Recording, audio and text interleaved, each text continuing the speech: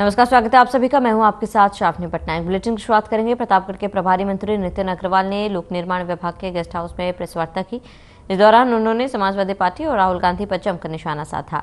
तुष्टिकरण, जातिवाद और परिवारवाद का आरोप भी लगाया। तो वहीं कांग्रेस नेता राहुल गांधी दिमागी मानसिक संतुलन खोने और अपने परिवार का इतिहास पढ़ने को कहा।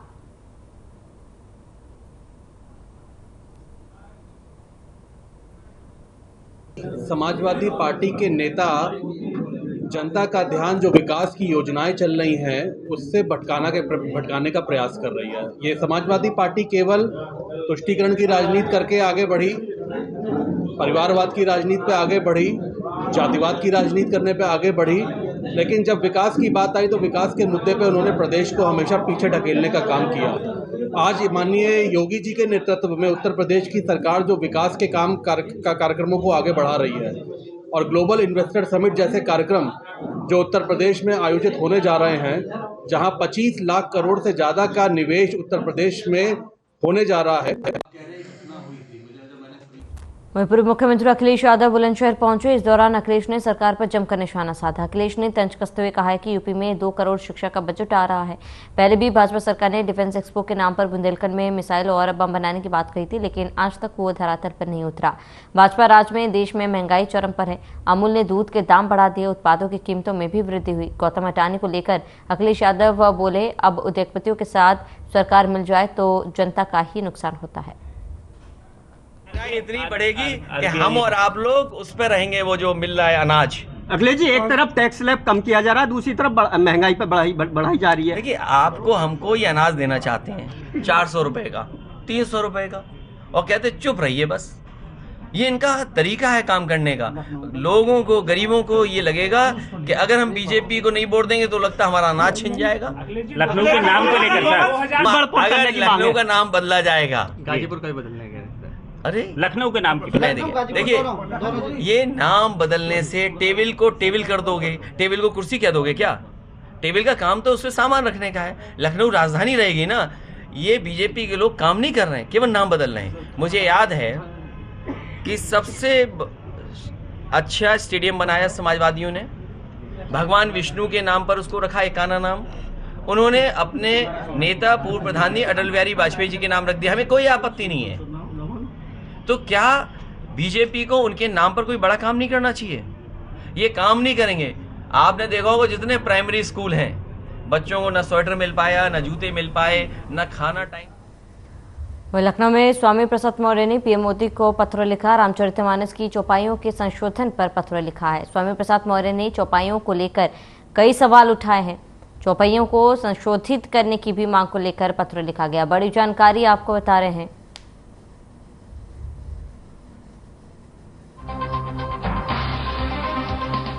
इस वक्त की बड़ी खबर है, जानकारी लखनऊ से आपको बता दें। स्वामी प्रसाद मौर्य ने पीएम मोदी को पत्र लिखा है। रामचरितमानस की चौपाइयों से संशोधन करने का पत्र। स्वामी प्रसाद मौर्य ने चौपाइयों को लेकर कई सवाल उठाए थे। चौपाइयों को संशोधित करने की मांग को लेकर प्रधानमंत्री मोदी को उन्होंने पत्र लिखा। बड़ी जानकारी, अहम खबर आपको बता रहे हैं इस वक्त की। स्वामी प्रसाद मौर्य ने पीएम मोदी को पत्र लिखा है और रामचरितमानस की चौपाइयों के संशोधन को लेकर सवाल उठाए थे। बड़ी जानकारी आपको बता दें, उपायों को संशोधित करने को लेकर ये पत्र लिखा गया है। बड़ी जानकारी आपको बता रहे हैं। स्वामी प्रसाद मौर्य ने चौपाइयों को लेकर उठाए थे सवाल।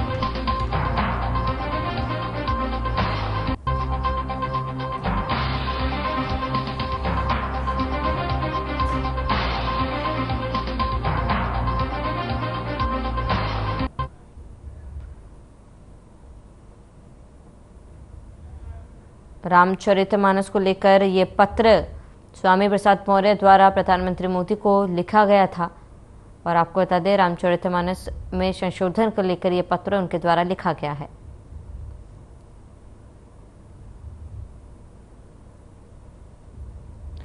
तो स्वामी प्रसाद मौर्य ने प्रधानमंत्री मोदी को पत्र लिखकर रामचरितमानस में संशोधन को लेकर उन्होंने ये पत्र लिखा है।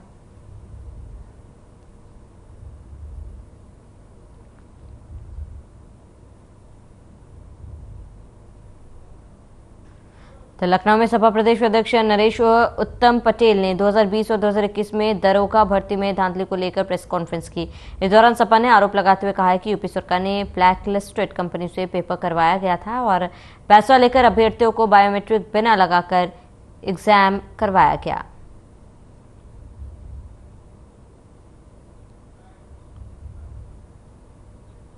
आप लोगों को बुलाया, आपके माध्यम से जाए बात।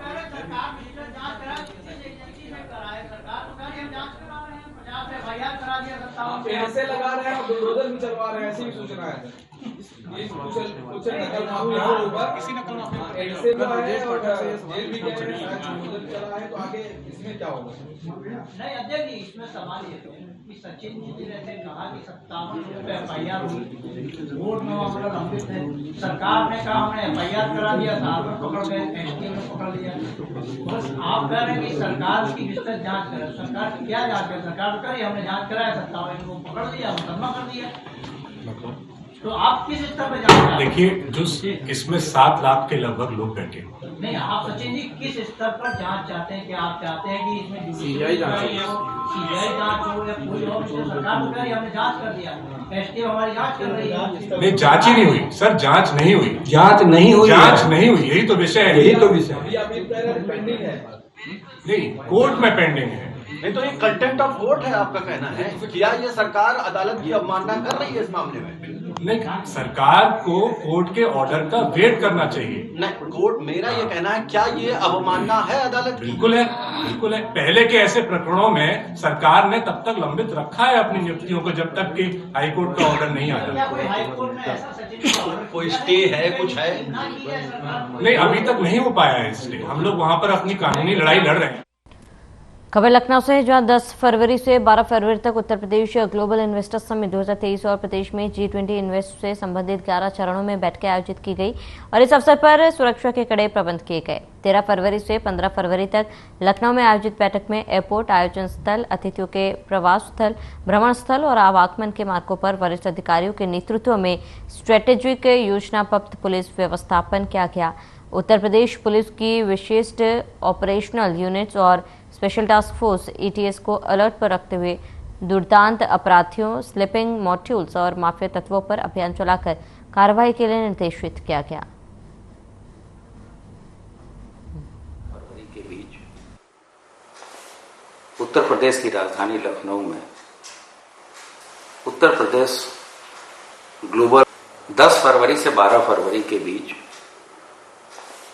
उत्तर प्रदेश की राजधानी लखनऊ में Uttar Pradesh global investor summit का आयोजन हो रहा है, जिसमें देश के सभी महत्वपूर्ण बिजनेस हाउसेस के द्वारा प्रतिभाग किया जाएगा। इसके अतिरिक्त माह अगस्त तक 4 महानगरों में G20 के विभिन्न मीटिंगें होंगी। हमीरपुर में फाइलेरिया मुक्त अभियान के तहत बस्तियों सहित गांव-गांव का स्वास्थ्य विभाग ने फाइलेरिया की दवा खिलाने का अभियान चलाया। फाइलेरिया मुक्त अभियान के तहत 1095 कर्मी स्वास्थ्य विभाग ने नियुक्त किए, जो कि घर घर जाकर लोगों को फाइलेरिया की दवा खिलाएंगे। साथ ही 219 सुपरवाइजर लगाए गए, जो स्वास्थ्य कर्मियों पर अभियान के दौरान नजर रखेंगे। स्वास्थ्य विभाग ने जिले में 972 फाइलेरिया के रोगी चिन्हित किए, जिनका फाइलेरिया मुक्त अभियान के तहत मुफ्त इलाज किया जाएगा। तो फाइलेरिया अभियान की शुरुआत, फाइलेरिया की दवाएं खिलाई जा रही है, इसको लेकर एक अभियान सरकार द्वारा चलाया जा रहा है, जहां पर फाइलेरिया मुक्त प्रदेश बनाने के लिए घर घर जाकर दवाइयां खिलाई जा रही है।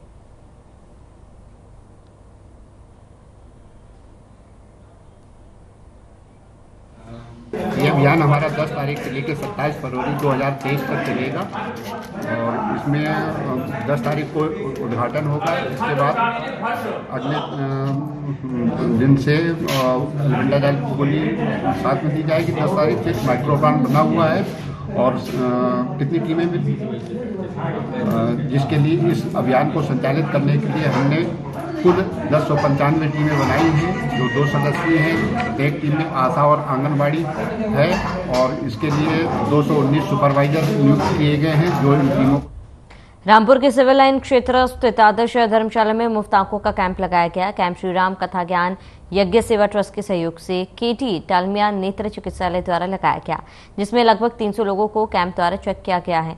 संजीव सक्सेना अध्यक्ष ने जानकारी देते हुए बताया कि इस कैंप के माध्यम से 300 लोगों को यहां चेक किया गया और इन कैंप के माध्यम से लोगों को काफी सहायता मिलती है।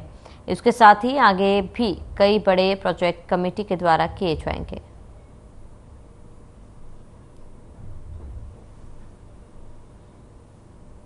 ट्रस्ट के ओर से ये कैंप लगाया गया है। ये लोग सब मेरे पास पहुँचे कोई 10 दिन पहले कि हम एक कैंप लगाना चाहते हैं। और डालमिया आई हॉस्पिटल आपको पता है कि पिछले 60 साल से इस रामपुर क्षेत्र में व आसपास के लोग शहरों में व गांवों में कैंप लगा चुके हैं। आज तक हम 1700 से ज़्यादा कैंप लगा चुके हैं। आज मुझे ये देखकर बड़ी खुशी हुई कि शहर में होते हुए हमने तकरीबन 300 के करीब मरीज देखे। मैं डॉक्टर साहब का बहुत शुक्रिया अदा करता हूँ कि डॉक्टर साहब ने बहुत ही मेहनत करके एक एक मरीज को सेटिस्फाई किया है। तो देखा जाता है कि आपकी जो ये कमेटी है इसके द्वारा ये लगातार जो ऐसे कार्यक्रम किए जाते हैं, अगला ऐसा कौन सा कार्यक्रम होने वाला है लोगों के लिए? देखिए, हम समिति ने अभी ये सोचा है कि जो गरीब लोग हैं, जो परेशान हैं, उनके लिए भी हम एक आयोजन करने वाले हैं बहुत ही शीघ्र, जिसमें से गरीब जो लोग हैं जिनके पास साइकिलें नहीं हैं उन्हें साइकिलें दी जाएं, जिन लोगों के पास सिलाई मशीनें नहीं हैं उन्हें मशीनें दी जाएं। ऐसे हम एक विचार बना रहे हैं और जल्द ही इस कार्यक्रम का एक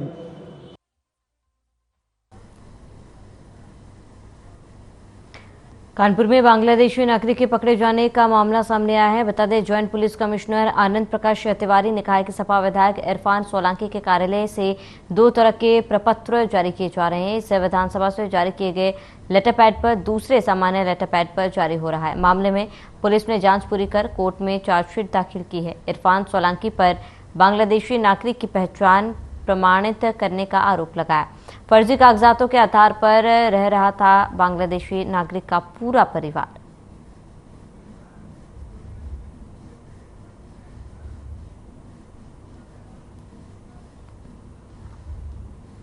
मूलगंज थाने में बांग्लादेशी नागरिक को भारतीय नागरिक के रूप में आधार कार्ड और अन्य सुविधाएं दिए जाने के लिए जो मुकदमा दर्ज किया गया था, उस मुकदमे में पुलिस ने चार्जशीट फाइल कर दी है। सभी अभियुक्तों के खिलाफ अलग अलग धाराओं में जैसा उनका विवेचना के दौरान रोल एंड रिस्पॉन्सिबिलिटी पाया गया, जो एक्ट पाया गया, उसके हिसाब से हमने यहाँ पे चार्जशीट फाइल की है। इरफान सोलंकी और उनके साथ रिजवान और हिना, इन लोगों के खिलाफ सभी धाराओं में चार्जशीट फाइल की गई है। 467, 468, 471, 419, 420 और 13/14 विदेशी विषयक अधिनियम। आप लोग बैठ जाओ, बात सुन लें दो यार। गाजियाबाद कविनगर थाना क्षेत्र में तेंदुए के आने से यहां वादकारियों में हड़कंप मचा हुआ है, तो वहीं दूसरी तरफ वकीलों में भी हड़कंप का माहौल देखा जा रहा है। तेंदुए की सूचना पर तुरंत पुलिस मौके पर पहुंची और तेंदुए को पकड़ने के प्रयास में जुट गई है। इस दौरान एक पुलिसकर्मी और 2 लोग भी घायल हुए हैं।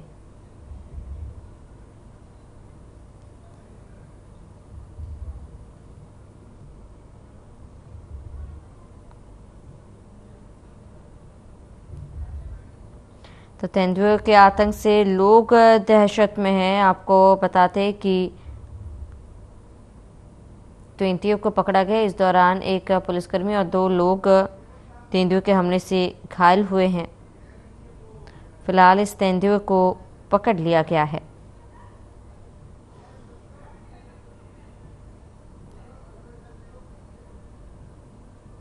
कोर्ट परिसर के अंदर एक तेंदुआ आया और उसने एक आदमी को घायल भी किया है। कुछ पुलिस वाले भी घायल बताए जा रहे हैं। हाँ, सुनने में आया है कि एक पुलिस वाला घायल हुआ है उसके। तो कितनी देर हो गई? अभी भी अंदर है वो कोर्ट परिसर के अंदर। अच्छा, किस तरफ देखा गया कोर्ट में? ये जो एडीजे वाली कोर्टें हैं उनकी गैलरी के अंदर, फर्स्ट फ्लोर पर। लगभग कितना बड़ा होगा और देखने में कैसा लग रहा है? कुछ देखा होगा? है, बड़ा है, बच्चा नहीं कह सकते आप।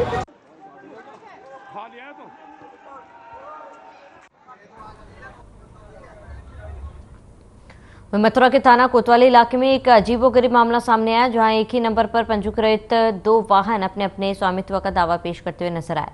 आपको बता दें कि बुधवार की सुबह थाना कोतवाली की भरतपुर गेट चौकी क्षेत्र में उस समय हंगामा खड़ा हो गया जब एक ट्रैवल संचालक ने एक नामी शिक्षण संस्था के लिए संचालित स्कूली बस दिखाई दी, जिस पर रजिस्ट्रेशन नंबर वही था जो उनकी गाड़ी पर रजिस्टर्ड था।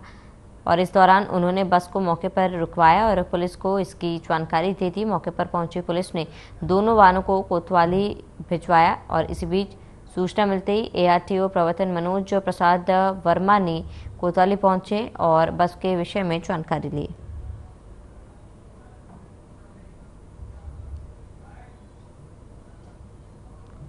अभी कोतवाली संज्ञान में आया था कि एक ही नंबर UP 85 DT 1234 से एक बस और एक जो छोटी कार है वो संचालित की जा रही है, दोनों को खड़ा कराया गया था थाने और मेरे द्वारा निरीक्षण किया गया है। तो बस हालांकि पंजीकृत है लेकिन उसका नंबर दूसरा है और जो संचालित किया जा रहा है वो छोटी गाड़ी का नंबर है। ये फर्जी तरीके से जो नंबर दूसरी गाड़ी का लगा के संचालित किया जा रहा है। क्या लग रहा है सर, आखिर एक ही पंजीयन नंबर से 2 वाहन क्यों चल रहे हैं और शहर में फिर देखा नहीं जा रहा है? ट्रैफिक विभाग भी हल्का लग रहा है। कौन सी गाड़ी है ये है आयसर की मिनी बस है, शायद 35 या 40 सीटर के आसपास है ये। तो आपको कैसे लगा कि ये फर्जी है? ये सर फर्जी इसलिए क्योंकि मैं अपने नाम रजिस्टर करा के किसी नंबर को पिछले महीने बैठा हुआ हूँ और मैंने रजिस्ट्रेशन अपनी अर्टिगा पे CNG टूर पे लिया था। ये रजिस्ट्रेशन येलो प्लेट में कॉमर्शियल में मैंने ये नंबर ले रखा है पहले ही, तो मुझे इसलिए ये ज्ञात हुआ। पूरा नंबर एक ही है? UP 85 DT 1234 इस गाड़ी का नंबर है। UP 85 DT 1234 मेरी अर्टिगा पे है जिसका मैं पंजीकृत स्वामी हूँ। ये दूसरी गाड़ी कौन सी है? ये आयसर की मिनी बस है। ये टैक्स चोरी के लिए ये स्कूलों में लगा रखी है। मोटर मालिकों ने कंपटीशन में एक नंबर से 4 गाड़ी चल रही हैं। ये मथुरा में बहुत गाड़ी हैं, इनका सर्वे कराया जाए तो 90% गाड़ी जो है फर्जी चल रही हैं टैक्स को बचाने के लिए।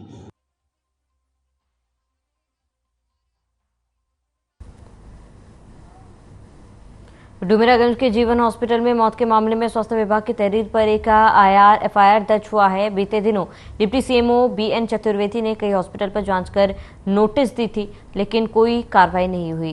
डुमरियागंज में संचालित हो रहा नेशनल हॉस्पिटल डॉक्टर इम्तियाज के भाइयों ने बिना डिग्री के लोगों को इलाज कर रहा था। आए दिन घटनाएं भी होती रहती है। तो सिद्धार्थनगर में जीवन अस्पताल में मौत का मामला सामने आया। स्वास्थ्य विभाग की तहरीर पर FIR दर्ज कर ली गई। CMO ने जांच कर नोटिस भी दी है।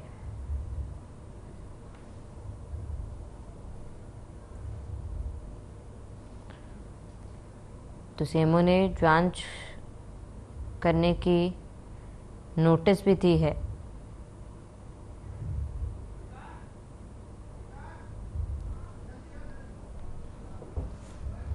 तो FIR दर्ज कर पूरे मामले की जांच की जा रही है।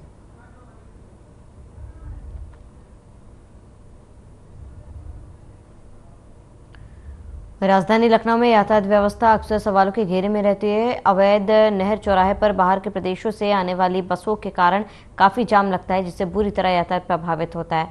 वहीं अवैध परिवहन व्यवस्था, जिसके अंतर्गत सवारी ले जाने के बजाय बसों में बड़े पैमाने पर माल ढुलाई का कार्य किया जा रहा है। RTO प्रशासन के पास सुचारू यातायात संचालित करने के असीमित अधिकार होते हैं। प्रवर्तन दल अधिकारी संदीप पंकज अपनी जिम्मेदारी से बचते नजर आए। इस संबंध में जब वाणिज्य कर के अधिकारी अपर आयुक्त लखनऊ प्रथम धीरेन्द्र कुमार सिंह से वार्ता की गई तो उन्होंने बताया कि मामला संज्ञान में लाया गया है, मैं इस पर कार्रवाई करूंगा।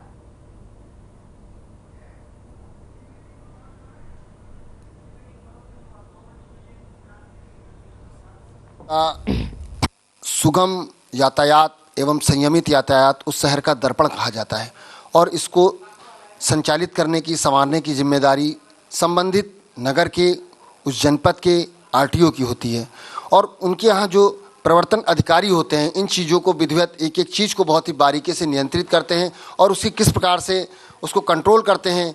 चूँकि इस समय उत्तर प्रदेश के अंदर हम तो राजधानी लखनऊ में बैठे हुए हैं जहाँ पर सड़क सुरक्षा माह मनाया जा रहा है। इस संबंध में किस प्रकार से लोगों को जागरूक करने के, क्योंकि समय समय पर RTO द्वारा दंडित तो किया जाता है, परंतु एक उनका ये भी होता है, किसी भी सरकार का एक मेन प्रयास जो ये होता है कि हम लोगों को जागरूक भी करें। इससे उनको जागरूक करें। दंडित करना अगला स्टेप होता है। तो इस संबंध में हम प्रयास करेंगे, अभी बात करने का प्रयास करेंगे, जानकारी करने का प्रयास करेंगे। हमारे साथ आरटीओ में प्रवर्तन अधिकारी हैं संदीप पंकज जी, कि इस विषय में क्या कुछ प्रयास किए जा रहे हैं आरटीओ के द्वारा। संदीप पंकज जी, धन्यवाद। माननीय मुख्यमंत्री उत्तर प्रदेश सरकार, माननीय परिवहन मंत्री उत्तर प्रदेश सरकार द्वारा एक विशेष प्रयास के तहत अभियान चलाया जा रहा है, जो 5 जनवरी से लेकर 4 जनवरी तक चलेगा, जिसको हम लोग विशेष सड़क सुरक्षा माह के रूप में मना रहे हैं। इसमें माननीय मुख्यमंत्री जी का निर्देश ये है कि हम यातायात नियमों को न मानने वालों को, सड़क सुरक्षा उपायों को न अपनाने वालों को दंडित तो करते हैं, उनसे प्रशमन शुल्क भी वसूल होता है, लेकिन कहीं ना कहीं हमारी ये टेक्निक एकांगी पड़ रही है। इसको हमें एक समेकित, हमको एक सामूहिक प्रयास करना है, हमको एक समुचित प्रयास करना है, जिसके कारण लोग अवेयर हो सकें, जिसके कारण लोगों के अंदर जागरूकता आ सके कि हाँ, ये यातायात के नियम, सड़क सुरक्षा के जो उपाय हैं, बेसिकली ये हमारी सुरक्षा के लिए हैं, हमारे साथ मार्ग पर चलने वाले अन्य लोगों की सुरक्षा के लिए हैं। अतः जब तक हम इन यातायात के नियमों का पालन नहीं करेंगे, सड़क सुरक्षा के उपायों का पालन नहीं करेंगे, तब तक हम किसी भी रूप में सुरक्षित सफर नहीं तय कर सकते, एक सुखद सफर नहीं तय कर सकते। अतः हमारा और हमारे पूरे विभाग के साथ साथ इस बार या हमेशा से हम लोग अपने जो स्टेक होल्डर विभाग हैं, पीडब्ल्यूडी विभाग, एनएचएआई विभाग, स्वास्थ्य विभाग, शिक्षा विभाग और इसके अलावा अन्य जो विभाग हैं, हम सबको एक साथ लेके चल रहे हैं। हम सब लोग एक सामूहिक रूप से एक समेकित प्रयास कर रहे हैं, अपने अपने स्तर से, अपने अपने जो हमारे संसाधन हैं उनके स्तर से लोगों को इस बात के लिए जागरूक करने के लिए, लोगों को झंझोड़ने के लिए, लोगों को इस बात के लिए सचेत करने के लिए कि हमारे देश के अंदर, हमारे प्रदेश के अंदर जो ये सड़क दुर्घटनाएं घट रही हैं, इसके लिए सबसे ज़्यादा जिम्मेदार जो फैक्टर है वो मानवीय भूल है। तो हम सबको जागरूक होना है, सड़क सुरक्षा के जितने उपाय हैं, यातायात के जितने नियम हैं, उसका पालन करना है, और पालन करने से ही ये जो दुर्घटनाएं हो रही हैं और दुर्घटनाएं में ये जो दर्दनाक दुखद मौतें हो रही हैं, इनको कम कर सकते हैं। तभी हम एक सुखद सुरक्षित यातायात की कल्पना कर सकते हैं। संदीप जी, एक आरोप लगता है कि जो अदर स्टेट से या अदर जनपद से हमारे यहाँ गाड़ियाँ आती हैं, जो हल्के मोटर वाहन हैं, जो उसके वाहन स्वामी इधर ले करके आते हैं, परंतु उस पर क्या होता है, उन पर उतनी तुरंत, अगर वो गैर जनपद के हैं, कुछ भी नियम तोड़ते हैं, उन पर तुरंत कार्रवाई होती। परंतु इस प्रकार की चीज़ें अगर यहाँ के ऑटो, टेम्पो या अदर लोग करते तो उन पर उस अनुपात में कार्रवाई नहीं होती। क्या ये आरोप सही है? देखिए, ये आरोप की बात नहीं है। जनपद लखनऊ का जो वेहिकुलर पॉपुलेशन है, जनपद लखनऊ का जो क्षेत्रफल है, उसके अनुपात में हमारे पास जो संसाधन है, चाहे वो अधिकारी का हो, चाहे अधिकारियों के साथ स्टाफ का हो, या हमारे पास ऐसे टेक्निकल तौर तरीके हों जिनके माध्यम से, जिनके मदद से हम वो प्रवर्तन काम कर सकते हैं, वो बहुत सीमित है। फॉर एग्जाम्पल, आपको एक उदाहरण दें, हमारे पास पूरे लखनऊ जनपद को, जिसमें हमारा नगर क्षेत्र भी है, ग्रामीण क्षेत्र भी है, शामिल है, पूरे लखनऊ शहर, पूरे लखनऊ जनपद के यातायात को नियंत्रित करने के लिए, उनका चालान करने के लिए, उनको सुनियोजित तरीके से चलने के लिए प्रेरित करने के लिए सिर्फ 6 अफसर हैं। अब आप ये कल्पना करिए कि यहाँ के वेहिकुलर पॉपुलेशन कितनी है, यहाँ पर कितनी सड़कें हैं, यहाँ पर कितने एक्सप्रेसवेज, हाईवेज गुजरते हैं। तो हमारे पास जो भी सीमित संसाधन है, उन सभी सीमित संसाधनों के तहत हम जो कार्रवाई कर पाते हैं, हम अपनी पूरी तन्मयता और निष्ठापूर्वक करते हैं। बहुत बहुत धन्यवाद। हमारे साथ थे लखनऊ राजधानी के जो आरटीओ हमारा बना हुआ है, संभागीय परिवहन कार्यालय, वहाँ के प्रवर्तन अधिकारी संदीप पंकज जी। इन्होंने बताया कि लोगों को जन जागरूक करने के लिए किस प्रकार से हम अभियान भी लगा रहे हैं, उसमें हर एक दृष्टि से उनको जागरूक करने का कार्य कर रहे हैं। और जहाँ तक बात है कि अनावश्यक जो यातायात है, अवैध रूप से कुछ लोग चलते हैं जो उसका उल्लंघन करते हैं, तो कार्रवाई करने की बात आई, तो ये भी है कि हमारे पास संसाधन सीमित है, उस अनुपात में जो भी हो सकता है हम अच्छे से अच्छा करने का प्रयास करते हैं। मैं लखनऊ से RNTV के लिए सुखपाल सिंह। प्रदेश देखने में आता है यातायात जाम की समस्या, बेलगाम यातायात, ये प्रमुख समस्याएं हैं उस पर भी एक बड़ी समस्या यहाँ पर है कि जो बसें अनुबंधित हैं या रजिस्टर्ड हैं सिर्फ सवारी ढोने के लिए, उनके द्वारा बड़े पैमाने पर माल की ढुलाई की जा रही है। इस संबंध में जब हमने जानने का प्रयास किया था आरटीओ में आरपी द्विवेदी से और उनके प्रवर्तन अधिकारी संदीप पंकज जी, उनका साफ तौर पर कहना था वहाँ पर कि ये मामले जो हैं हमारे द्वारा सिर्फ चालान किए जा सकते हैं, परंतु ये मामला जीएसटी से संबंधित है। ये जो माल आते हैं, माल ढुलाई का काम है, ये जीएसटी विभाग से संबंधित है, उसको कार्रवाई करनी चाहिए। कहीं ना कहीं वो अपनी जिम्मेदारी से बचते हुए नजर आए थे। उस संबंध में हमने आज यहाँ आकर के जानकारी करने का प्रयास किया। आज हम वाणिज्य कर भवन में, प्रदेश की राजधानी लखनऊ में, यहाँ पर जो अपर आयुक्त हैं, हमने उनसे धीरेन्द्र कुमार सिंह जी से हमने मिलने का प्रयास किया और उनसे जो जानकारी हमने की, उनका साफ तौर पर कहना था कि समय समय पर हम अभियान चलाते हैं, इस प्रकार का जो माल है उसको हम पकड़ते हैं, परंतु उनका ये भी कहना था कि एक इसकी लिमिट है, उस लिमिट तक यदि कर अपवंचन की कोई कार्रवाई होती है तो उसके लिए तो हम करते हैं, लेकिन बिना कर भरे भी वो सिर्फ रिटर्न फाइल करके अपना कारोबार कर सकते हैं। इस प्रकार उनका साफ तौर पर कहना था कि इसमें किसी प्रकार का दोष नहीं है, किसी प्रकार का उस पर कोई कार्रवाई नहीं बनती। हाँ, आप लोगों के द्वारा जो भी सूचना दी जाती है उस पर हम कार्रवाई जरूर करेंगे, ये उनका साफ तौर पर कहना था। साथ ही यहाँ पर एक बात और बड़ी निकल के आई कि जिस प्रकार से जो बसें हैं अवैध रूप से जो सवारी के लिए अनुबंधित हैं, वो किस प्रकार से माल की ढुलाई कर रही हैं, ये मामला उन्होंने साफ तौर पे कहा कि आरटीओ से संबंधित है और ऐसे बसों का परमिट निरस्त कर दिया जाना चाहिए जो सवारी की बजाय माल की ढुलाई कर रही हैं। मैं लखनऊ से आर्यन टीवी के लिए सुखपाल सिंह। चलिए इसी के साथ ही इस बुलेटिन में फिलहाल मेरे साथ इतने। देश और प्रदेश की तमाम बड़ी खबरों के लिए बने रहे हमारे साथ।